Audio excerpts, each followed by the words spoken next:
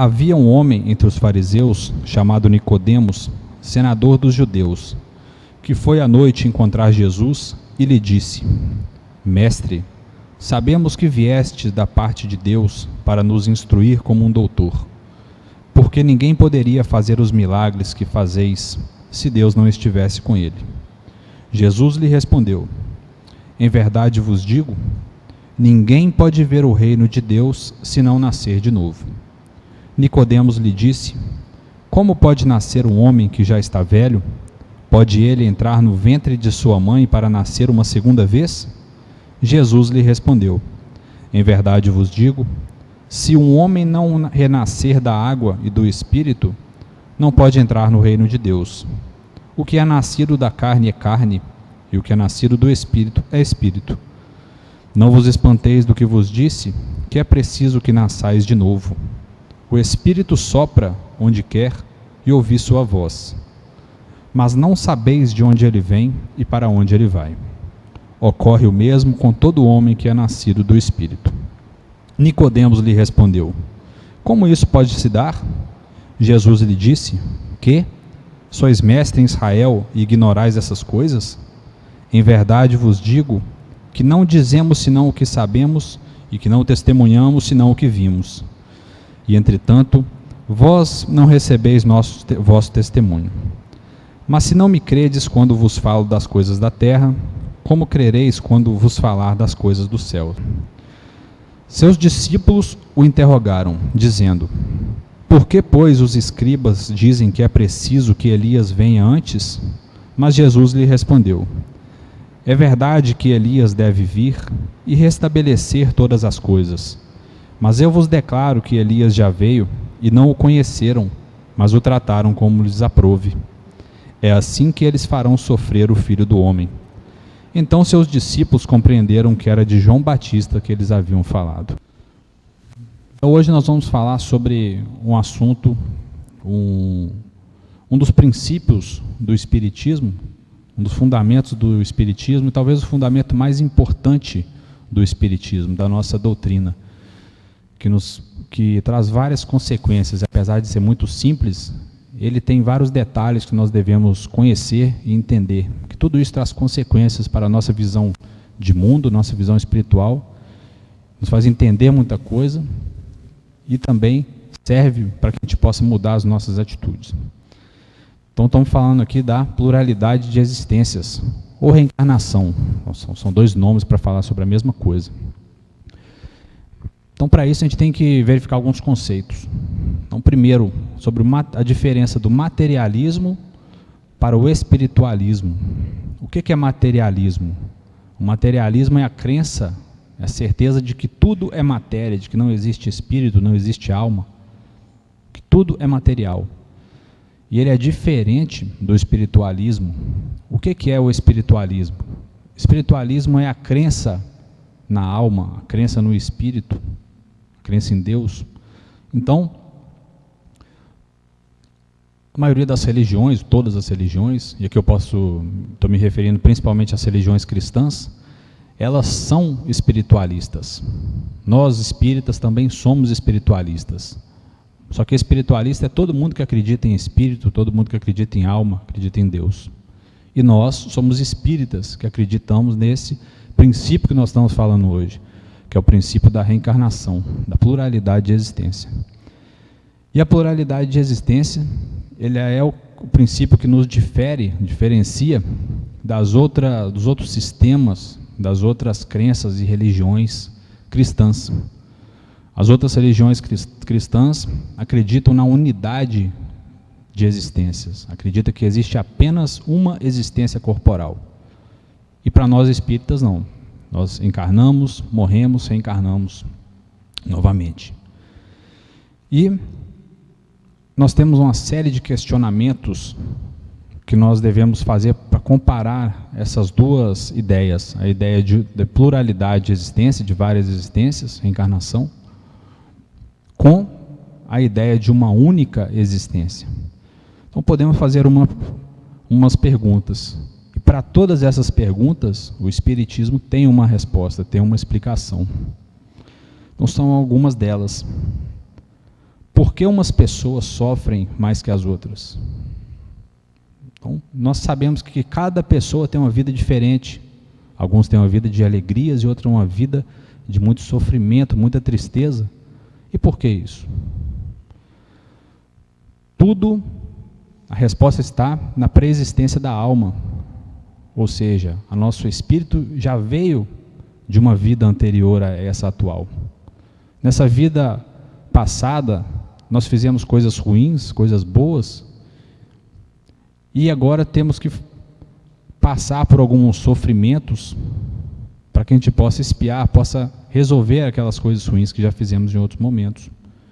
Então o Espiritismo nos mostra que todos os nossos sofrimentos vêm de uma vida passada, ou então mesmo dessa vida atual. Mas aqueles problemas, aquelas dificuldades que a gente não consegue entender por que passamos por elas, nós podemos ter certeza que ela vem de uma vida passada. E o Espiritismo nos traz essa chave que serve para entendermos por que sofremos, aceitar aquele sofrimento como uma coisa justa pela qual devemos passar e termos coragem para enfrentar aquele sofrimento, aquela dor. Então é isso que o Espiritismo nos traz sobre esse assunto. Sobre os nossos defeitos e as nossas virtudes, todos nós, como vimos de outras existências, outras encarnações, adquirimos vários defeitos ou várias virtudes, pois nós fizemos coisas más e coisas boas, adquirimos características que podem ser boas ou ruins. Então, em uma outra existência, eu posso ter me tornado orgulhoso, vaidoso, e agora eu encarno com ainda uma tendência de vaidade, e eu encarno numa situação justamente para me livrar daquele defeito. Talvez em uma outra encarnação eu era muito vaidoso, muito orgulhoso, e nessa encarnação eu nasci muito pobre para que eu possa corrigir aquele defeito. Então por isso que nós vemos as nossas tendências negativas, que todos nós temos, nós conhecemos na nossa intimidade quais são os nossos defeitos. Isso vem de uma vida passada, na maioria das vezes. O Espiritismo, mais uma vez, nos explica o motivo. Por que tem pessoas boas, pessoas que são caridosas, fazem o bem para todo mundo, ajudam a todos, e outras pessoas que são más, são egoístas, também vêm desses vícios e virtudes adquiridos em outras encarnações. Assim como as nossas identidades, nossas personalidades,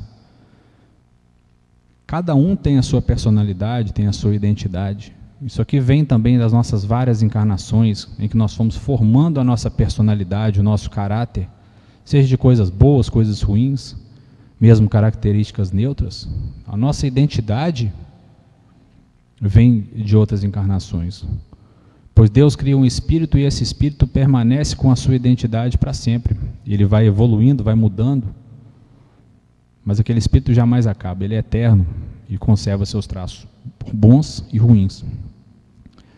Nós nos deparamos muitas vezes com pessoas, e muitas vezes ainda crianças, que possuem certos talentos, certas habilidades que são inexplicáveis, como o pendor para a música, a capacidade de fazer algum tipo de trabalho, seja manual, ou mesmo intelectual, que não tem ligação nenhuma com todas as informações que a pessoa recebeu durante a vida atual. Ela não teve educação nenhuma para a música e sabe tocar algum instrumento com muita facilidade. Então está aí mais uma explicação que o Espiritismo nos dá. Tudo isso nós estamos falando da pré-existência da alma, ou seja, nós sabemos que o espírito vem de algum lugar. Mas uma coisa, talvez a questão mais profunda, que ela dá um choque entre a unidade de existências e a pluralidade de existências, é no destino final do espírito. Na unidade do espírito, na unidade de existências, quando a gente acredita que só existe uma vida, todas as nossas chances, a nossa sorte depende daquela vida. E talvez um erro ou uma série de erros podem me levar a uma condenação eterna.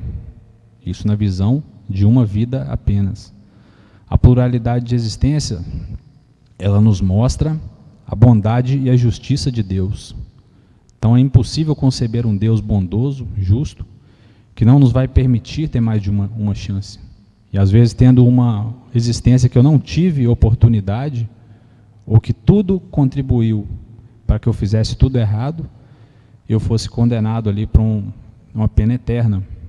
O Espiritismo, então, ele nos dá essa oportunidade, mostra, através da pluralidade de existências, que Deus, em sua infinita bondade, nos permite corrigir os nossos erros do passado em uma nova encarnação.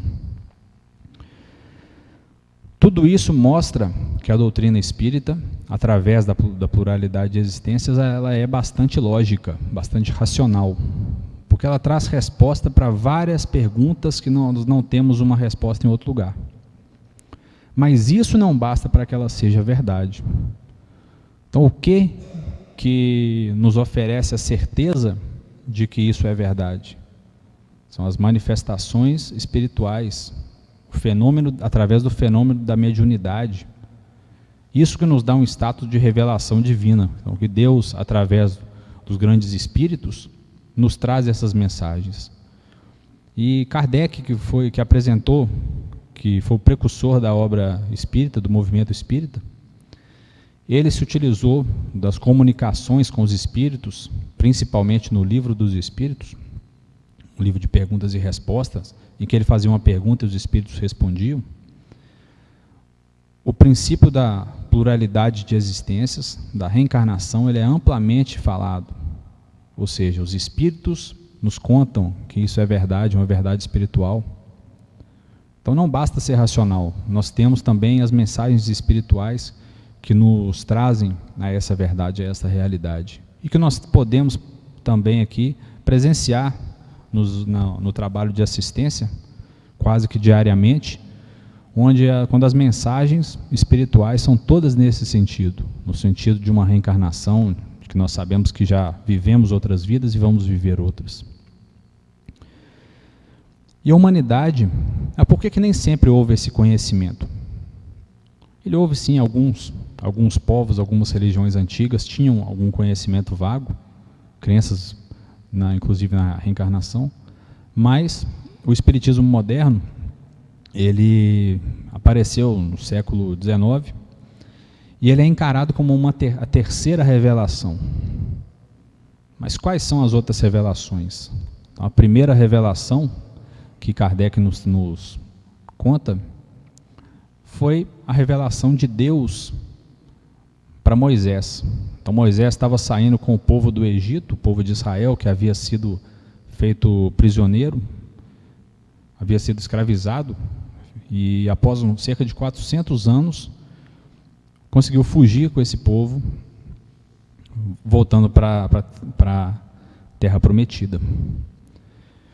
Quando eles saíram de Israel, quando eles saíram do Egito, já tinham se mostrado um povo bastante rebelde, um povo que tinha perdido todas as suas virtudes, pois tinha se degradado bastante na condição de escravo lá no Egito, e precisou ficar vagando pela península do Sinai por 40 anos, antes de chegar na Terra Prometida. Então, como a primeira revelação, o que aconteceu? A primeira revelação vem como a revelação de Deus para a humanidade, e principalmente ela se caracteriza pela disciplina, pelo amor e pelo respeito a Deus. Então essas são as palavras-chave da primeira revelação, da lei de Moisés. Moisés nos traz nessa época os 10 mandamentos, que são a base de toda a moral, que nós ainda seguimos até hoje. Logo após vem Jesus, e além daquela lei rigorosa de Moisés, ele traz a lei do amor, e nos ensina como o segundo mandamento, que o primeiro é amar a Deus, mas o amor ao próximo, e toda a sua cultura, os seus ensinamentos vêm do amor ao próximo, vêm do amor. Então ele nos traz essa mensagem, e disse que não veio para destruir a lei de Moisés, mas para complementá-la. E o Espiritismo surge também nesse mesmo sentido, não para destruir a lei de Jesus, mas para complementá-la e para confirmá-la. E através daí surge esse entendimento da pluralidade de existência, através das manifestações mediúnicas. Jesus havia dito também, é algo que passa algumas vezes bastante despercebido, embora Kardec também tenha falado, é um trecho em que Jesus nos diz: se vocês guardarem os meus mandamentos e vocês me amarem, eu vos mandarei o novo Paráclito. O Paráclito vem do grego e significa o Consolador prometido, o advogado. E o Espiritismo também é considerado como esse Consolador prometido, que nos faz entender aquelas coisas que Jesus nos ensinou e nos ensinaram muitas outras. No Evangelho nós vemos também várias passagens, duas eu li agora no início da palestra, que nos dão também um entendimento da reencarnação, da pluralidade de existências. A primeira é a que se refere a Elias. Elias é um profeta cuja história é contada no Antigo Testamento, e havia uma crença em Israel, no mundo judaico, de que o Elias iria voltar. Então os apóstolos perguntam para Jesus logo após a transfiguração: por que falam que o Elias deve voltar? E Jesus disse: na verdade o Elias já voltou, só que ele foi maltratado, ele foi morto, fizeram com ele o que eles bem entenderam, do mesmo jeito que vão fazer comigo. E o que o Evangelho nos traz ali na sua última frase desse trecho? Nesse momento eles entenderam que Jesus falava de João Batista, ou seja, o entendimento de que João Batista era uma reencarnação de Elias, era o espírito de Elias que estava encarnado em João Batista. Para não deixar dúvida, em outro trecho também do Evangelho, não me recordo agora de qual evangelista, mas não é o mesmo, Jesus, quando ele se referia a João Batista, ele disse com todas essas palavras: é ele mesmo o Elias que deve vir, se referindo a João Batista, não deixando dúvidas de que João Batista era uma reencarnação de Elias. Esse trecho nos mostra o quê? Nos traz um caso concreto de uma reencarnação narrada por Jesus no Evangelho, comentado por Jesus no Evangelho. Outro trecho, que foi esse trecho maior que eu li também agora no início da palestra, é Jesus conversando com Nicodemos. Jesus conta para Nicodemos: ninguém pode ver o reino de Deus sem nascer de novo. E Nicodemos acha tudo aquilo muito estranho. Mas como, mestre? Alguém adulto deve entrar no ventre de sua mãe e nascer de novo? Isso é impossível. E Jesus diz: é preciso que ele nasça do Espírito e da água. Mas qual que era a visão? O que significava a água naquele tempo? A água era considerada o símbolo da matéria, ou seja, ninguém pode nascer de novo sem nascer da matéria e do Espírito. E em seguida, no final ainda desse trecho, Jesus nos diz para Nicodemos: o Espírito sopra para onde quer. Nós não sabemos de onde ele veio, nem para onde ele vai. Ou seja, nesse momento ele está falando que o Espírito vem de algum lugar, na pré-existência da alma, e em seguida que ele vai para uma outra, que existe uma reencarnação. Então essa é a visão espírita desses textos do Evangelho. Mas qual é o objetivo da reencarnação?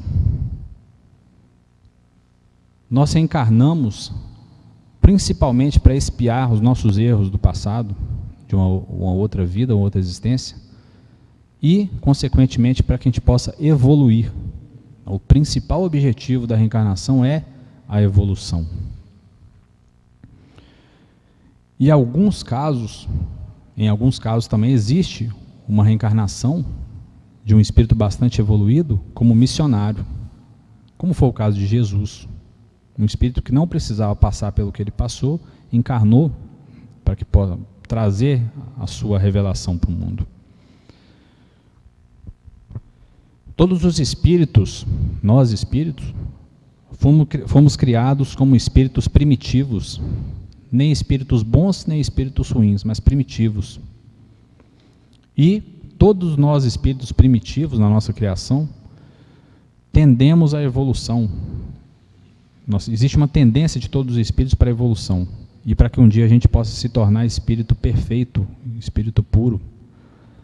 Kardec também traz, Kardec era bastante metódico, e ele nos traz no Livro dos Espíritos que existe uma classificação de 10 classes de espírito, que vai desde os espíritos mais inferiores até os espíritos puros. E essa classificação, segundo ele, é feita de acordo com o quê?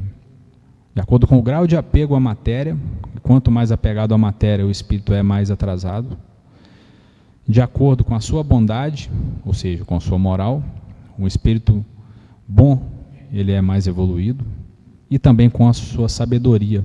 Então, nós devemos buscar sempre evoluir, melhorar nesses 3 aspectos, buscando o desapego da matéria, o desapego do mundo, buscando a nossa moral e buscando também a sabedoria, o entendimento das coisas. E essa perfeição a que os espíritos puros já alcançaram, ela é uma perfeição também relativa. Jesus, quando disse, sede perfeito como meu Pai é perfeito, ele sabe que é impossível para qualquer espírito ser perfeito como Deus. Mas nós devemos buscar aquela perfeição. E mesmo os espíritos mais puros, eles são perfeitos porque não possuem defeitos. Só que eles não possuem ainda, jamais possuirão as características da perfeição divina. Mas essa perfeição é uma perfeição que é possível para o homem. A perfeição a que Jesus se refere é a perfeição que nós devemos buscar. E é a perfeição que os espíritos puros possuem.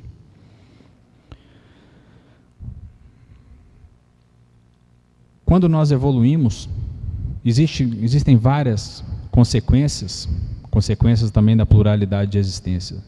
Uma dessas consequências é também a transmigração, a migração entre os vários mundos. Então nós, espíritos, percorremos vários mundos, e existem vários tipos de mundos, desde os mundos primitivos, que comportam os espíritos primitivos, os mundos de expiações e provas, que a Terra é um exemplo. Temos também os mundos regeneradores, que é para onde a Terra caminha, os mundos felizes e os mundos divinos. Ou seja, um espírito, em suas várias existências, ele não fica sempre no mesmo mundo. E os mundos também evoluem, como a Terra está evoluindo para se tornar um mundo regenerador. Temos algumas perguntas que geram bastante dúvida. Um espírito pode encarnar como um animal? A doutrina espírita nos deixa isso bastante claro também. O espírito não pode encarnar como um animal. Então existem crenças, religiões, principalmente orientais, que têm essa crença. Mas o espiritismo nos traz esse entendimento de que não há a possibilidade de um espírito encarnar em um animal. E daí vem outra consequência. O animal possui espírito? Ele possui sim uma alma, porém é uma alma inferior à do homem. No Livro dos Espíritos, o espírito que responde essa pergunta, ele diz que a distância que existe entre um espírito de um animal para um espírito humano é a mesma distância que existe entre um espírito humano para Deus, guardadas as devidas proporções. Então não existe uma encarnação como um animal. Mas os animais evoluem também dentro de suas possibilidades, inclusive migrando entre os vários mundos em suas encarnações. Os inimigos do espiritismo geralmente falam que a doutrina espírita nos faz acomodar e não buscar evoluir, não buscar ser boas pessoas. Por quê? Eles dizem que quando eu sei que eu vou ter uma outra encarnação, eu vou sempre deixando para depois, e eu vou pensar, vou aproveitar essa vida e deixar minha evolução para depois. Mas não é bem assim. E quem conhece a doutrina espírita sabe que o espiritismo nos mostra que a nossa próxima encarnação pode ser muito mais difícil que essa atual, porque ela vai ser consequência dessa vida atual. Então isso também é uma enganação. Para a gente concluir, a gente tira daqui uma principal consequência de que nós somos responsáveis pela nossa evolução. que a razão da gente estar encarnado é evoluir.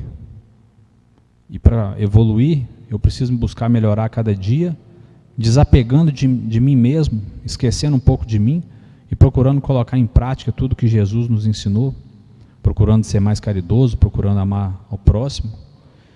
E também que a evolução, ela é feita a partir do autoconhecimento. Eu preciso conhecer os meus defeitos e buscar melhorar a cada dia. E também, quando a gente entende o que é a pluralidade de existência, por que passamos por isso, nós podemos entender os nossos sofrimentos, entender por que passamos por tudo o que passamos nessa vida, e sabemos que aquilo não vai ser eterno, aquele sofrimento não vai acabar, e que eu preciso enfrentar ele com coragem e buscar a minha evolução, porque eu sei que eu preciso passar por aquilo. Então, dessa maneira, eu agradeço a todos.